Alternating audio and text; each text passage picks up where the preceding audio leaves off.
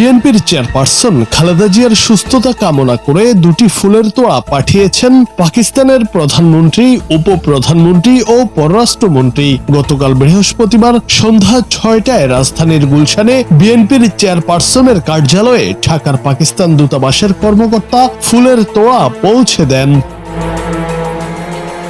আনুষ্ঠানিকভাবে এই ফুল গ্রহণ করেন বিএনপির চেয়ারপারসনের একান্ত সচিব এবিএম আব্দুস সাত্তার। বিএনপির মিডিয়া সেলের সদস্য শায়রুল কবির খান ঘটনার সত্যতা নিশ্চিত করেছেন।